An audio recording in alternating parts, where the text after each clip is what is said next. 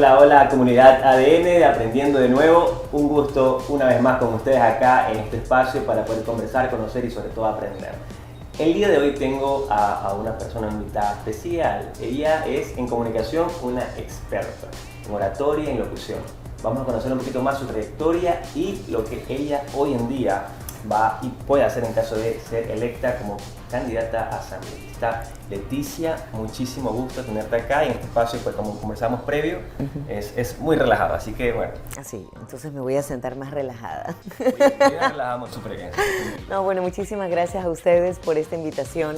La verdad es que por fin se rompe un poco el molde de las entrevistas que hemos tenido los candidatos y conversar un poco más relajado efectivamente, porque detrás de una candidatura hay un ser humano, hay alguien que tiene también ilusiones, expectativas de vida, que tiene también metas por cumplir, pero ahora con un nuevo desafío. Así es. Pero bueno, vamos a entrar en el primer espacio, en el bloque, porque me encanta conocer a las personas que tengo conmigo. Bien. Y Leticia, pues como tú decías, el candidato, esa persona, esa figura que se va volviendo pública, es un ser humano al fin y al cabo. Así es. ¿Cómo comienzan esos primeros años? No se puede hablar del colegio, qué carrera terminaste del bachiller, cómo te fuiste en la carrera ya de tercer nivel, en la licenciatura. ¿Cómo fueron esos primeros años? Bueno, te puedo garantizar que tanto la escuela como el colegio, que fue en el sur de Guayaquil, Baltasara Calderón de Rocafuerte y Letras y Vida, muda total. O sea, lo que menos hacía era hablar.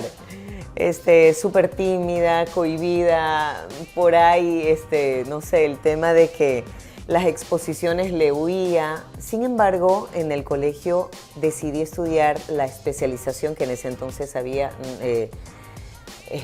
especialización filosóficos sociales, había también de matemáticas, de química, pero dije filosóficos sociales, me gusta la lectura.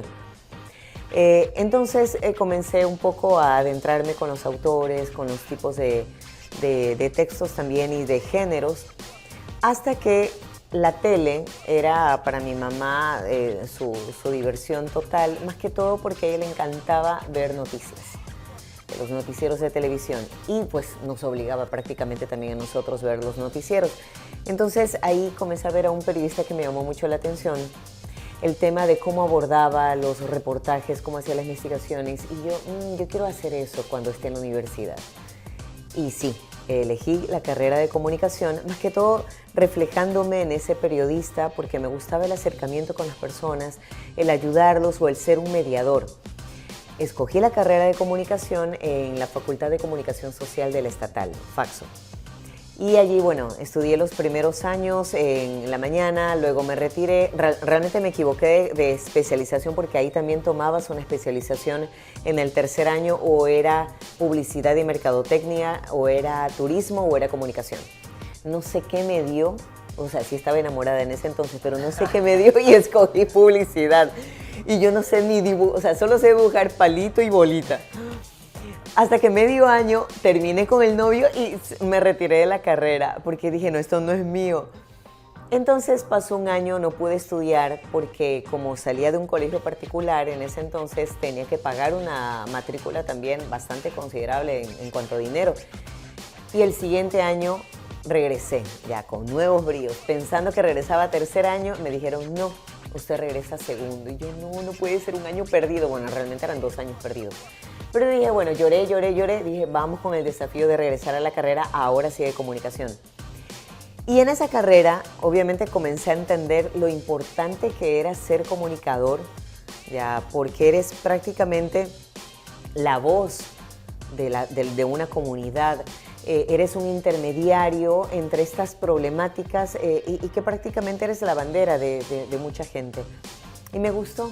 Entonces, desde ahí considero que el alma de comunicadora se desarrolló, porque insisto, indistintamente de la mudez que tenía entre la escuela y el colegio, consideré que también tenía otras habilidades, que era el servir a los demás. La comunicación también sirve para eso. He encontrado incluso un parecido entre la comunicación y la docencia, de servir a los demás. Y bueno, ahí estamos hablando, esto es importante porque normalmente uno puede decir yo no puedo ser comunicador, y tu ejemplo es clarísimo, porque dice yo no hablaba nada, o sea, como podemos ver muchos niños pequeños o hasta los adolescentes, que yo, o sea, muy tímido, pero después hoy en día tu especialidad, tu profesión es comunicar, es hablar constantemente con gente. ¿Cómo sucede ese cambio, no? Tú me dices que despertó, pero alguien en particular, ¿fue un profesor? Sí. ¿Cómo pasó eso que dice, esto es lo mío? Exacto. A pesar de que la decisión la tomé a ciencia cierta, vi profesional de la comunicación, dije, yo quiero ser como él. ¿Y se puede saber? No, porque también se involucra en la política. Ah, ok, entonces bueno, ya. Entonces mejor no. El punto es que en el primer año de la universidad existía, ahora creo que la han modificado, una asignatura denominada expresión oral. Y yo para eso ya me había comprado mis libros de poemas y yo leía cómodamente en mi casa. Y digo cómodamente porque leía solita. Hasta que el profesor de expresión oral, Pepe Iglesias, ingresa al salón y era un profesor temido por muchos. O sea, típico que es un profesor cuya referencia va pasando de generación tras generación y todo el mundo, no, ten cuidado con él, te va a dejar y toda la cuestión. Yo ya había escuchado de él, pero dije, no, relajada, o sea, aquí hay que aprender, pues no. Entonces, él entra al salón y pide a alguien que lea algo en voz alta. Entonces yo alcé la mano porque vi que nadie más lo hizo. Dije, bueno, me arriesgo. Tomé el libro de poemas que él tenía, lo leí y se acerca extrañado y me dice, tú tienes buena voz, solo tienes que educarla. Y yo, caray, gracias.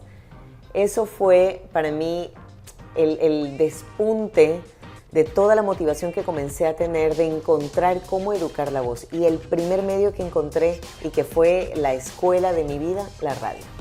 La radio. Ajá, comencé a hacer radio, noticias, a locutar. Claro, con las equivocaciones del caso, pues no, las correcciones, el seguir leyendo, el seguir también entendiendo que no solo era una lectura bonita, sino que había que comunicar, que interpretar la noticia, ¿no?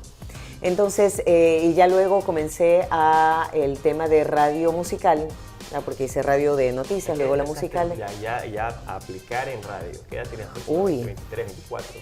No, fue a los 18 años. Realmente ingresé a la universidad a los 17. Ya, pero acuérdate que hubo estos 2 años en donde no tenía claro hasta que escogí mal la carrera. Pero realmente creo que fue a los 20, 21 que comencé a tocar puertas a las estaciones radiales. Y para mí lo más importante era, ábreme la puerta, o sea, yo hago prácticas, te juro que lo voy a hacer bien, no me pagues nada, porque prácticamente eran pasantías que yo buscaba de forma autónoma. No eran las pasantías y en ese entonces no existían las prácticas preprofesionales en la universidad.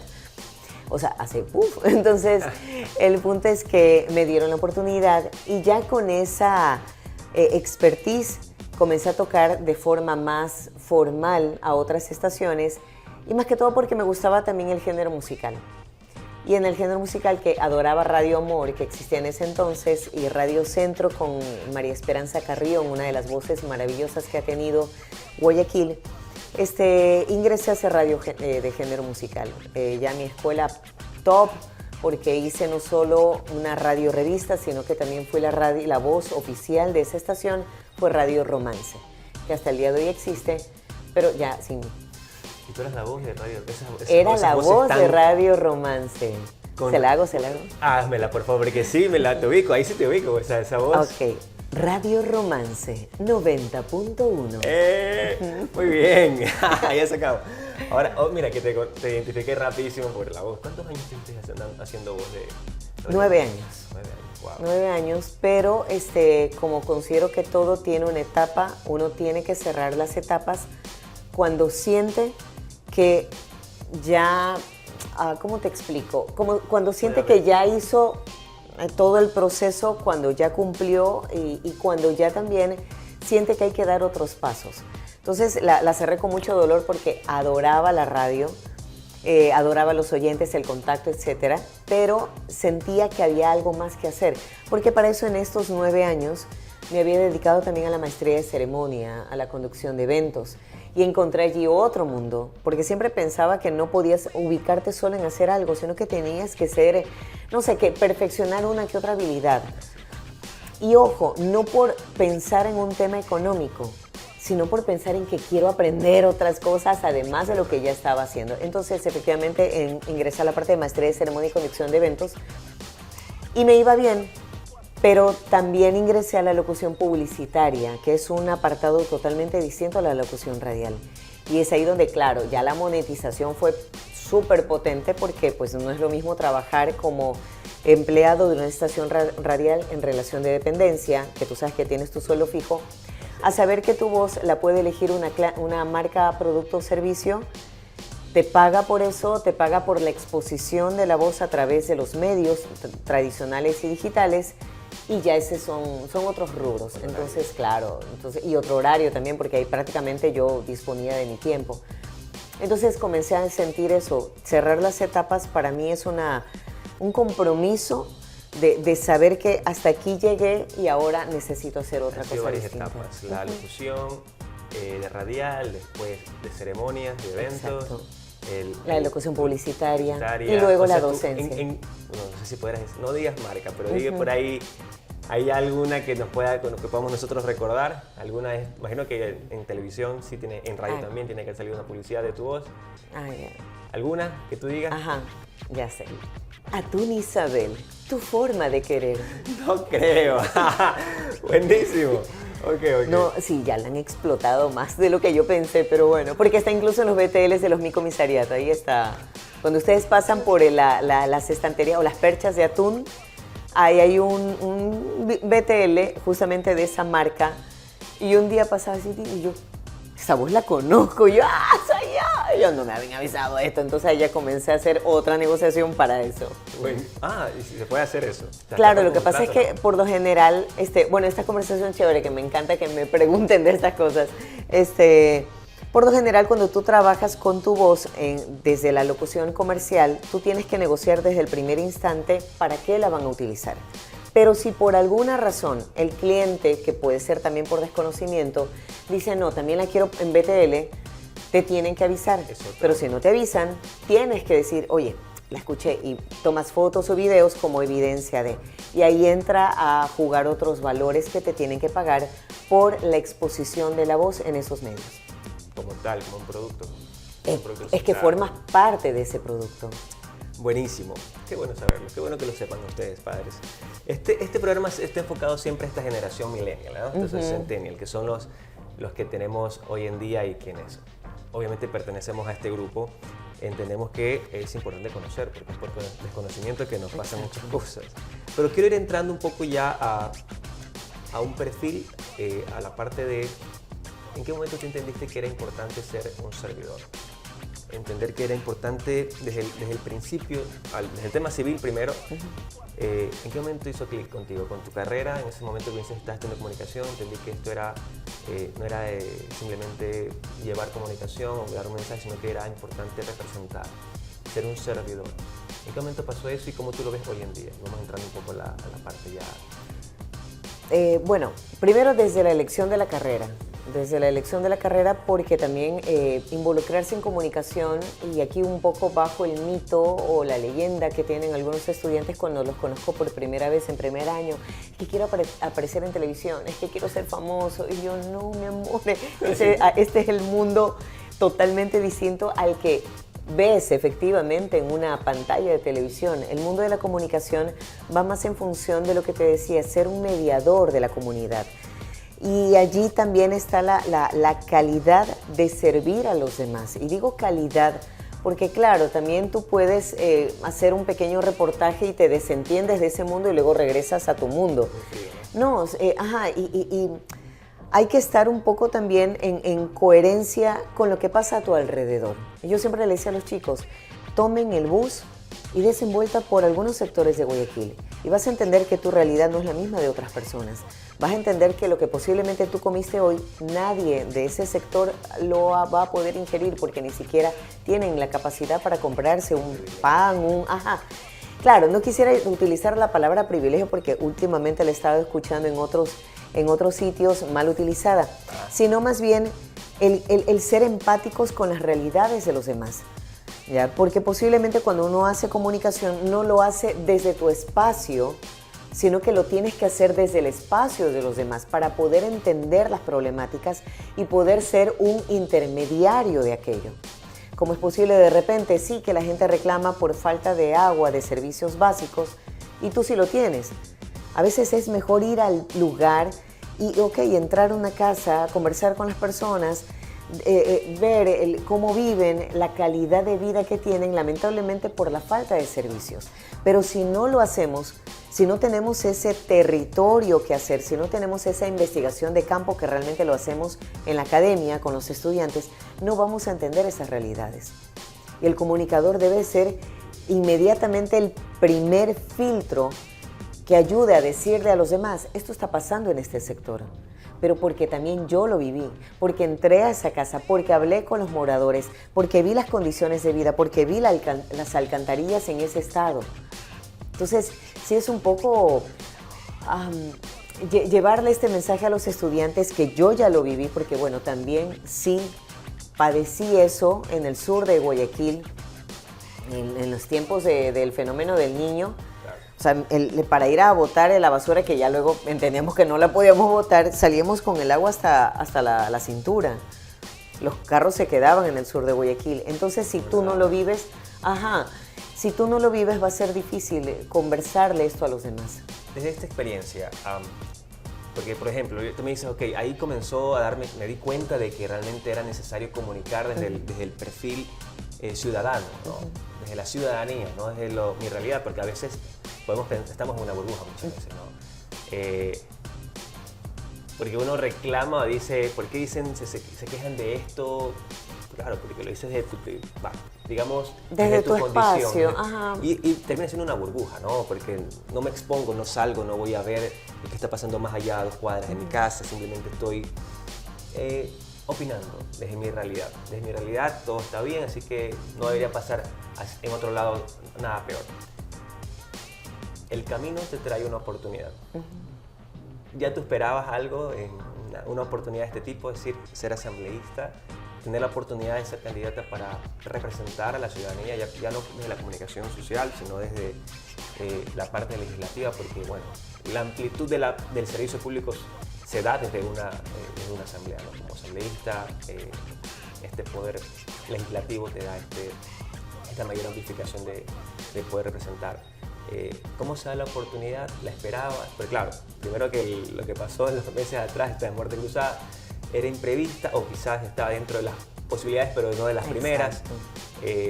¿Cómo aparece la oportunidad? ¿Quién te llama? ¿Quién te dice esto acá? ¿Tú qué dijiste en ese primer momento? ¿Y cómo estás pasando ahora? ¿Qué estás haciendo ahora como candidata? Y más adelante, pues, ¿qué estás pensando proponer como tal? Bueno, la invitación se da a través de Pedro Pablo Duarte. Sin embargo, ya conocía yo a Otto Sonnenholzner porque él fue nada más y nada menos que mi jefe en alguna oportunidad en una de las estaciones radiales donde yo trabajé. Y que curiosamente, él asume una responsabilidad que no lo había hecho el empresario anterior, que había otorgado la frecuencia. Entonces, él al asumir la responsabilidad dije, ok, o sea, aquí este señor tiene un perfil justo, equitativo, ya, porque obviamente si hubiera sido por otras condiciones y otra persona, hubiéramos salido nosotros los empleados en una condición terrible. Pero bueno, ahí me dejó como que, caray, buen tipo, buen perfil. Y comencé obviamente a seguirlo en las redes, en las intervenciones que tenía como radiodifusor y también como empresario. Sin embargo, en esta invitación de Pedro Pablo ya nos habíamos vinculado previamente a una beca que yo me había ganado, el del diplomado que actualmente estoy estudiando de comunicación política, y viene esta invitación. Y yo, o sea, la verdad es que no me la esperaba. Sé lo que es servir a los demás porque ya lo he hecho a través de la docencia, el involucrarte con los jóvenes, el entender sus entornos, sus problemáticas también en los proyectos de vinculación que nosotros hacemos, que se trata obviamente de, en los proyectos de vinculación que te pide la academia, vincularte con ciertos sectores de la comunidad. Y eso hizo entender aún más que lo que te decía, un comunicador, claro, en mayor o menor grado, un comunicador, un docente y un servidor público tienen que ser esos, servidores de una sociedad. ¿Y qué tal? O sea, aquí la pregunta es interesante. ¿Se alineaban tus principios a los de Exacto. esta figura? Porque claro, al fin y al cabo arrastra la candidatura presidencial, arrastra un poco los asambleístas, pero ¿se alinea realmente?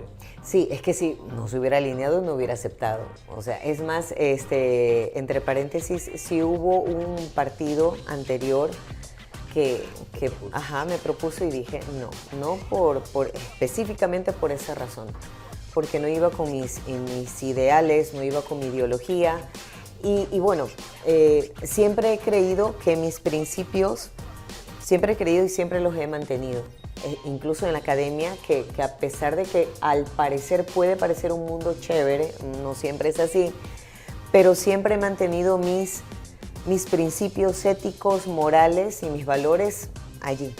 Y yo no los negocio con nadie ni por nada. ¿Cuál sería la virtud, la mayor virtud que diría Leticia? Esto para mí es una cosa que para mí es innegociable. ¿Cuáles son esas virtudes?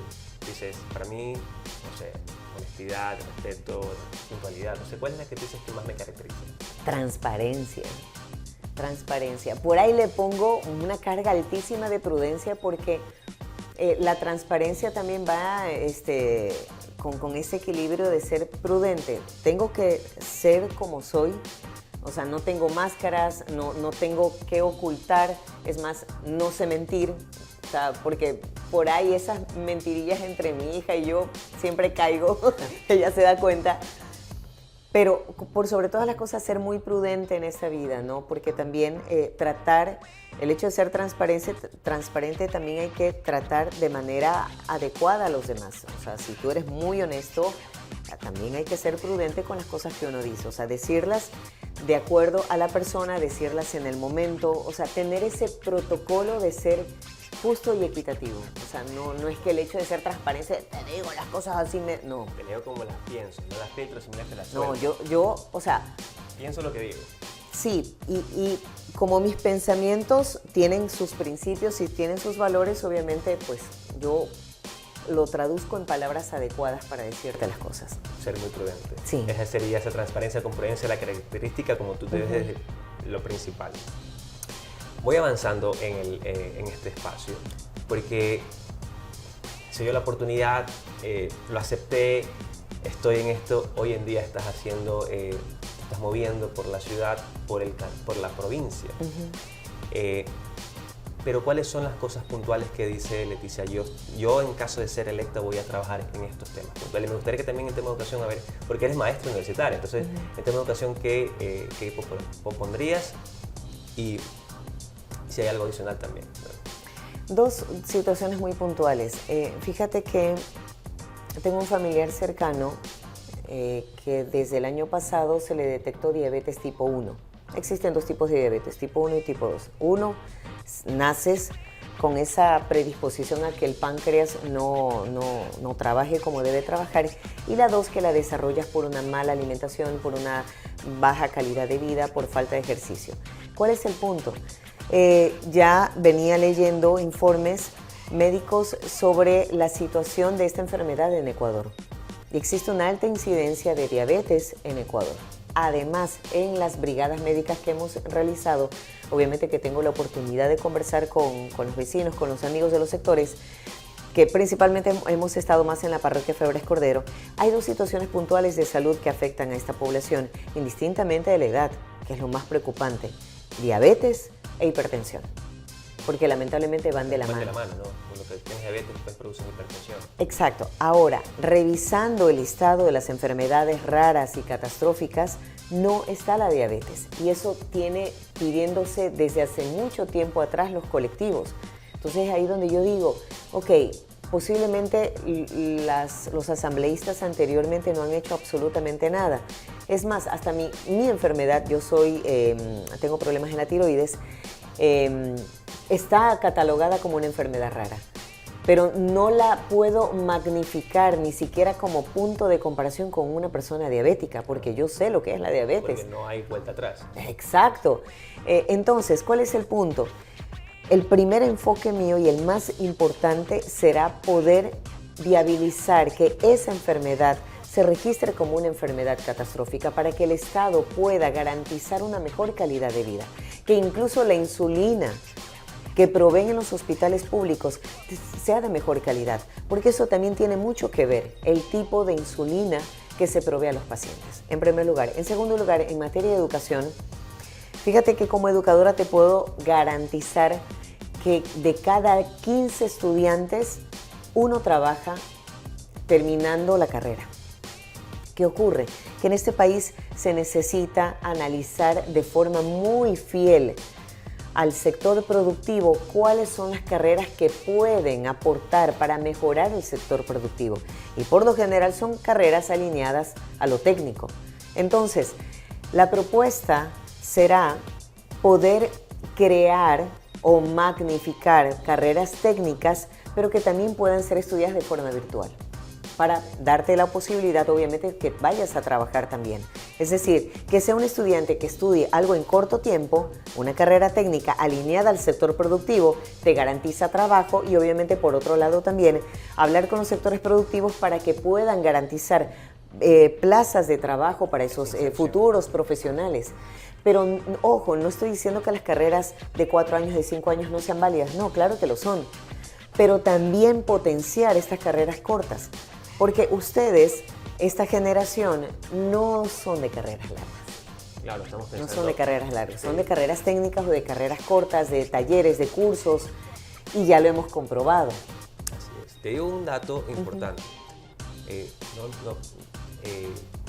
Yo soy educador de profesión, soy más de una maestría en innovación educativa, pero cuando vimos estos análisis, bueno, dentro de varios papers, un paper puntualmente hablaba de que los CEO, los directores generales de las compañías para el 2050, alrededor del 70%, que probablemente lo pongan en los comentarios de este video, no esperaban estudiar carreras universitarias.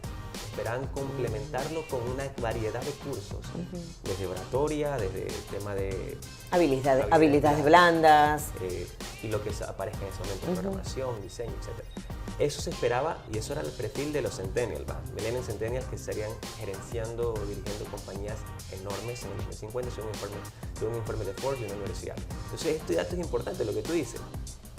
Seguir apuntando a carreras tan largas que al final no tienen el perfil, la inserción, ¿no? El perfil la empleabilidad incluso. La empleabilidad, exactamente. Entonces, y lo que se necesita hoy en día, y no solamente aquí en Ecuador, sino se ve en muchos lados del mundo, que hay carreras muy largas que al final no tienen esa capacidad de acogerlos en el mercado laboral.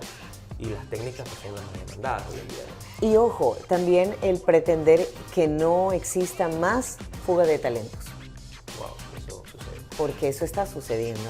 Entonces, nuestros jóvenes se nos están yendo, y jóvenes muy valiosos, pero nos estamos quedando sin esa mano de obra que va a ayudar en un futuro inmediato a este país.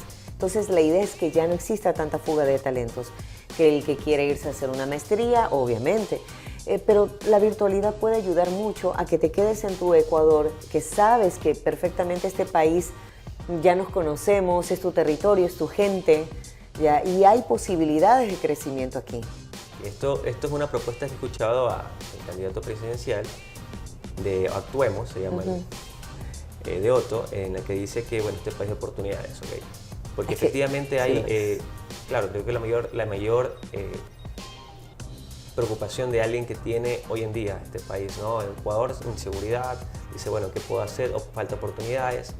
Podemos hablar mucho más tiempo, pero el programa tiene su espacio y claro, principalmente las preocupaciones en seguridad para los jóvenes, más que todo, que dicen falta de oportunidades, los estudios, por ejemplo, cómo yo termino de estudiar, que me garantice que tenga inserción laboral. Exacto. Todas estas propuestas son bastante buenas, así que Leticia, para ir cerrando este tiempo, que realmente me ha encantado, espero que te haya gustado este espacio muy relajado, este espacio donde aprendemos de nuevo siempre, les pido a todos mis invitados que puedan ir pensando una frase, una oración o una palabra que quieras decir solo acá, pero que tú has aprendido hoy en día y que no la sabías cuando eras más joven. A padres, a un joven, al quien tú le quieras mencionar yo esto aquí lo aprendí en este tiempo y esto me sirvió. Es tu marca de vida. Okay. Me indican si es a esta de acá. Así que vamos adelante. Es cortita. Todo es un proceso y todo toma su tiempo. ¿Por qué? Porque quizás cuando tenía la edad de ustedes, yo quería vivir rápido y que las cosas se den, pero no. Ahora puedo decirle y se lo transmito también a mi hija, todo es un proceso, ten paciencia que todo llega, pero cuando estás trabajando para eso. Buenísimo. Y para cerrar, tengo siempre aquí un pequeño presente para ti, Ay, Leticia. yo decía, era un adorno, ha sido un regalo. Es un presente para ti. Espero que te guste, es un Gracias. recuerdo de ADN. Y bueno, para ir cerrando y despidiéndonos con todos, recuerden que en este espacio siempre estamos aprendiendo de nuevo y nos vemos en la próxima oportunidad. Chao. Muchas gracias, hasta pronto.